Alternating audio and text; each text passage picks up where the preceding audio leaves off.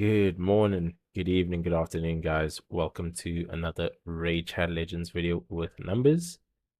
Um, yeah, we got some interesting stuff happening today. It is a 2x on Sacreds, and you might notice that I've got a few less Sacreds than I did earlier. And there is a reason for that.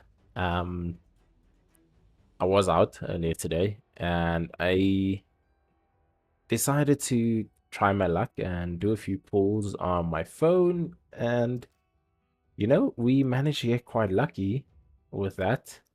Yeah, put it up for you guys in a second.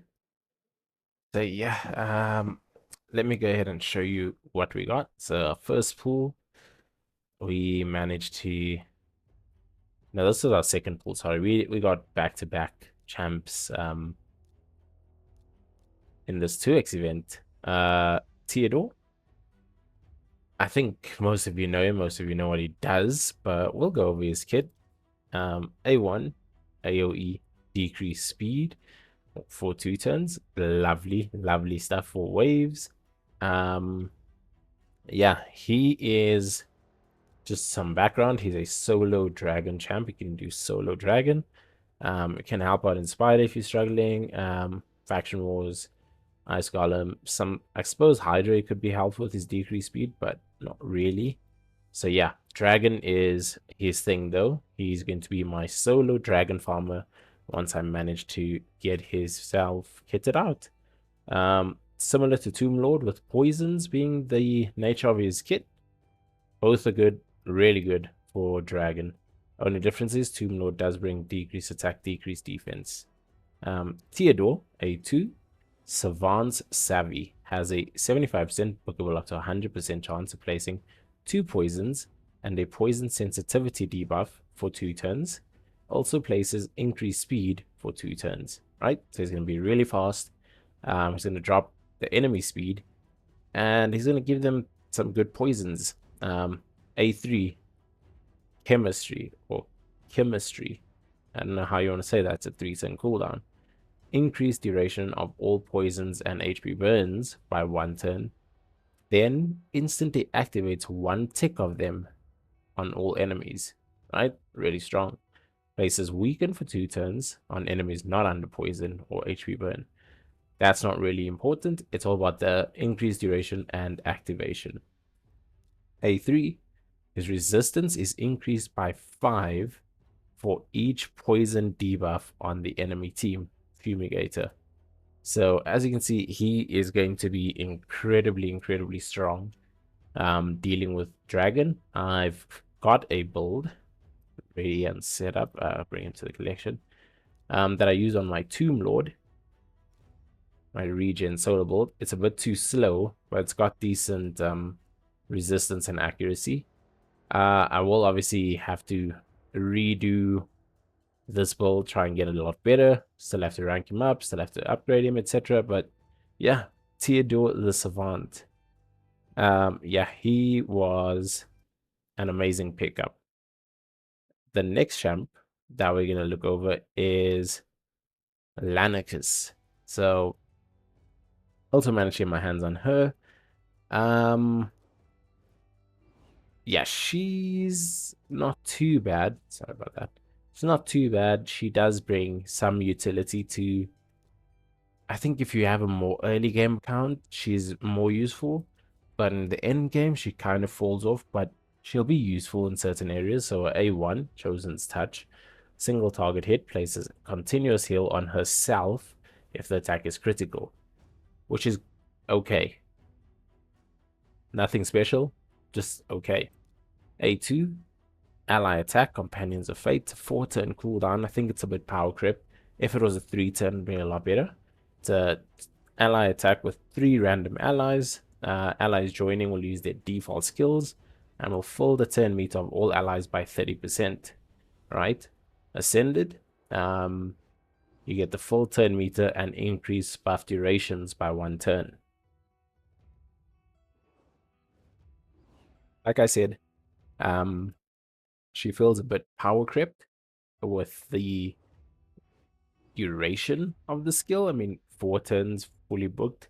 The books are low, which is good, but 4-turn cooldown is not really useful on her because it's taking so long. I mean, we can use it in Fire Knight to obviously drop the shield along with another ally attack like Farrakhan. So that means you get 2 ally attacks going in. Shield is going to come down really quick, and then it's all about keeping that shield down. So yeah, she can be really useful for certain Fire Knight compositions. So yeah, A3 Banner of Legend, get an increased crit rate, increased attack, and then I think this is also my big problem with her. It's not just an instant guarantee to get another turn, it's a 25% chance, and it books up, right, to what's this, 15, 25, so books up to 50%. It's a 4-turn cooldown.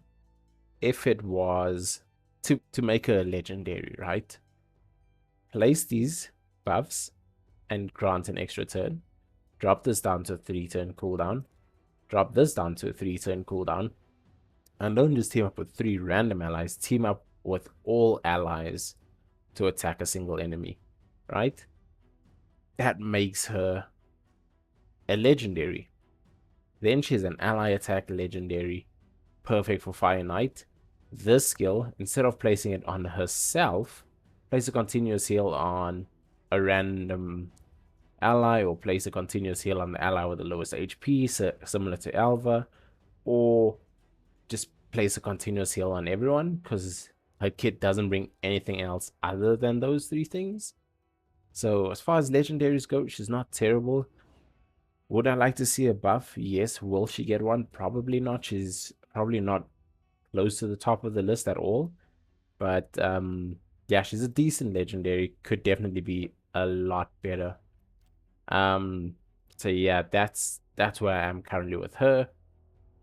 I'm going to show you some other champs now. These aren't mine per se, but a friend of mine pulled these 2, and yeah, I think they are pretty darn useful, man. So first we have Tila Gormain, right, from the Orcs. Just find her. Yeah. So he pulled us on his alts, friend of mine, Potty. Most of you will know him from watching the channel. She's really solid for Hydra, for Spider, because she brings, let's go over kit. So A1 Hex Drinker, attacks on enemy, steals a random buff. Okay. 50% chance of stealing another one if they're under 2 or more buffs. Okay. Damage based on HP, so she's an HP damage dealer, which is good. Single target hit, buff steal. It's pretty good. Pretty good. It's not a percentage chance, it's just a steal, which is great, right?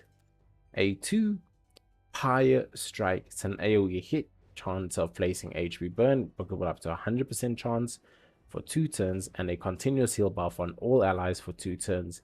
This is what I'm talking about. You see, she has a 3-turn continuous heal on all allies and HP burn on all enemies. Really, really strong, because everybody's getting healing and all the enemies are getting damage. So that's a really strong skill. A3, tackle enemies, has an 85% chance of increasing the duration of all HP burn debuffs by 1 turn. Good. Also has a 100% chance, book up both of these, 100% chance of placing Leech and Hex for 2 turns, right? It's a 5-turn cooldown, so books down to 4 turns, a bit long on the cooldown, but it'll still be quite useful going forward, because she's able to use the Hex for Hydra, the Leech to keep everyone alive, the continuous heal to keep everyone alive. She brings HP burns, duration increase on those HP burns, buff stealing. So she's a really solid champ. Really, really solid champ. And last but not least, got another, I'd say, really powerful champion, one I've wanted on my account for a long time. Alva Autumnborn. For those of you who don't know, if you've been away from the game for a while and you return, You get a returner's path kind of thing, and she is the free, not free, but paid for champion that you get at the end of that path if you buy it. And yeah, she's a really solid champion.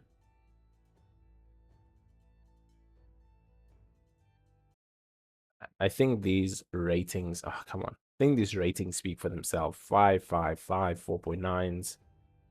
The lowest is 4.7 in Spider, which is 4.5 in Finite, but that's not really that bad, man. That still means she's usable. So why is she so good? I don't think I need to go over the kit in detail. You guys probably know. A1, single target hit, continuous heal for 2 turns on the ally with the lowest HP. Again, A1 continuous heal. Lanicus could benefit from something like this. A2, Nature's Path. Cleanse, 100% chance, right, of cleansing everyone, which is great. Places block debuffs and increase speed on all allies for 2 turns. Really good. 3-turn cooldown. Perfect. 3-turn cleanse, block debuffs, and increase speed. Sprouting Season. 3-turn cooldown. Single target revive that places increased defense, increased attack. That's okay. Obviously, a full team revive that places that would be great, but a single target is still really strong. And then her passive, this is really busted. Heals each ally by 10% of their max HP at the start of their turn, right? Very crucial that you see this is at the start of their turn. So unlike somebody like Syl, who gives healing at the start of her own turn, or Alva allows you to heal everybody at the start of their own turn, right? And then she places a perfect Veil buff on the ally with the lowest HP at the end of her turn, right?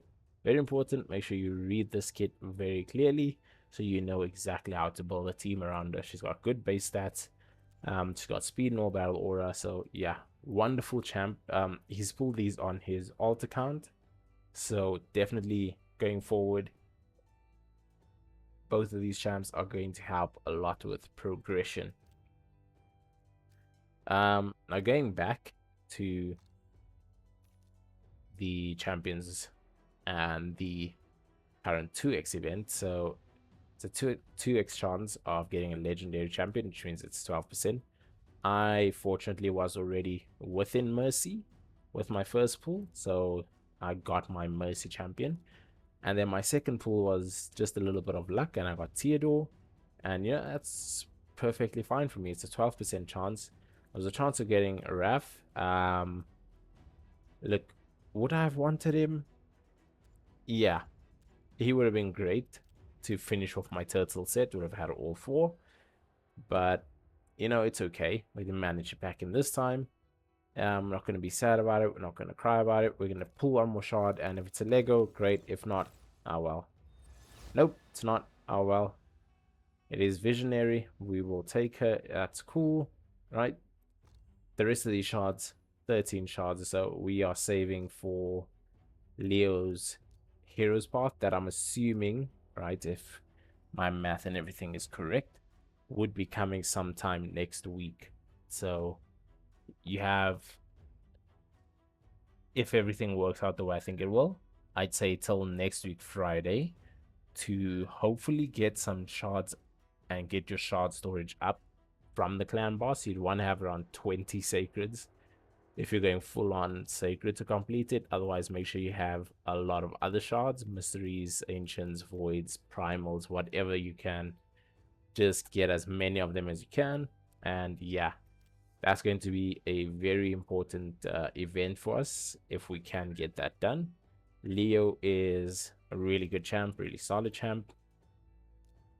So yeah, I would definitely say make sure you manage to get his path event or guaranteed event done. He is the Unity champion, so he will be really strong for any account looking to progress in the game. So yeah, that's it for us, guys. Yeah, the game has obviously left me with a few more questions on who to build next, who to 6-star. Obviously, Don is currently at the top of my list. He's already at 5. Well, sorry, he's already maxed out. He's already got his masteries done. It's all about just getting him up to that 6-star rating. And then I think Yakal and Theodore will be next on my list. Yakal for Fire Knight, Theodore for Dragon, and yeah, that's gonna be it for us today, guys. If you enjoyed the video, make sure to drop a like and subscribe. Let me know if you got some luck in your shard pulls today. I got 2 legendaries of 4 shards technically. So yeah, those rates are definitely boosted. If I had stopped at 2 shards, I would have been 2 for 2, but the greed overtook me.